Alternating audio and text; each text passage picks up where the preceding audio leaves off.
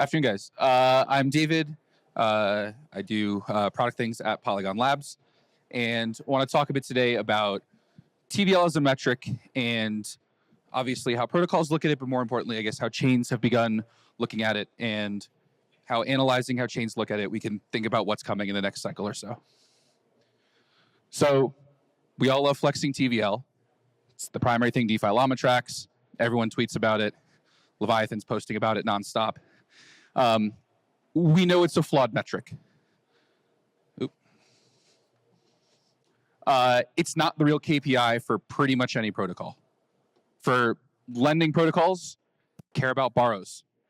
There's a lot of supply that might not actually be used. It's nice to have it in there. It's great for us to show off. But for the protocol itself, lenders care about borrows. That's where their revenue comes from.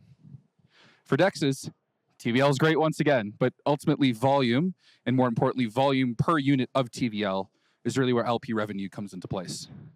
And for LSTs, obviously you want to have massive AP, you want to have massive TVL, but more importantly, it's what are you earning on it for a size-adjusted yield, and what is your liquidity to allow you to be integrated in lending markets for leverage plays, et cetera. And that's great for protocols. I think for chains, it's different. We think a lot about TVL and bridge TVL. It is a core metric of ours, but ultimately, there's a lot of questions with what counts as good TVL for a chain. Do I want a lot of USDC, or do I want something more yield-bearing like an SUSDE from Athena? I want a lot of assets on my chain, but I don't want assets that are just idle. I want them deployed into protocols. It's super nice we get a big flashy number from a pre-deposit vault, but if it's not actively sitting in a protocol, it's probably just the foundation parking capital. At Polygon, we've been using a metric called productivity to determine chain health. Productivity is basically the DeFi llama TVL for the chain over the L2 beat TVL for the chain. Basically, how active is the ecosystem? And this has been good for us for a bit, but even internally in our research team, we've been trying to find a new metric that encapsulates a bit more holistically what we think chains are moving towards longer term. And that's this new metric we call CAT, or chain-aligned TVL. So chain-aligned TVL is the sum of assets that benefit the underlying chain, as well as assets and protocols that benefit the underlying chain. Effectively, a measurement of enshrined or partially enshrined assets and applications.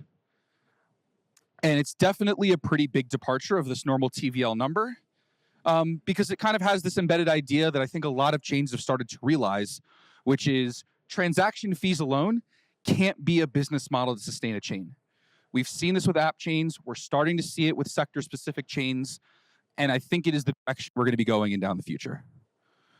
What are some examples that we've seen of chain-aligned TVL? We can look at Blast or Gnosis or Avo. Like Blast very much would prefer that you're holding one USDB over a stock USDC on the chain. They benefit from that. Even Gnosis would rather you have XDAI than probably other stablecoins on the chain. Helps power that SDAI yield product they have. It's great to have native USDC, or it's great to have some of these other native stablecoins, but it's not really bringing much to the chain from a regular perspective unless you're doing a ton of actual transactions on the chain.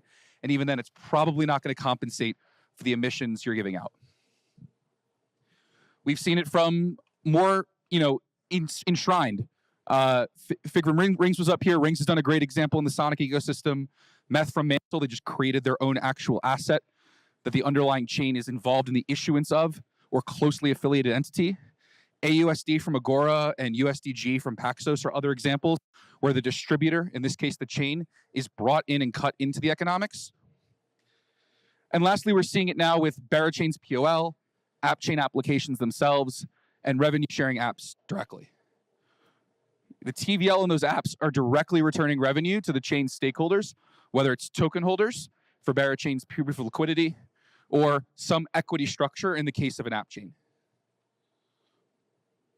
And I think the thesis that we're kind of coming at from this number is, as chains become sector and app chains, enshrinement is only going to continue to grow. Chains are going to begin to optimize on sectors of TVL that benefit them the most. Unichain is not going to spend a lot on marketing or incentivizing a perps DEX if you're creating a crazy perps app. Unichain's probably not the place to deploy it, unless you're doing it as a V4 hook, and then it actually benefits their bottom line. Grants and incentives and BD support are probably going to flow to aligned apps and assets over anything else. I don't think Berachain's going to be doing too many marketing posts for applications that aren't actively bribing the validators through the POL mechanism. Lastly, more teams are going to be beginning to share revenue to grow, and that's probably going to be a huge source of growth for them. If I'm deciding to give a grant between two different projects, I'm probably going to do the one that's going to support the ecosystem and my stakeholders overall.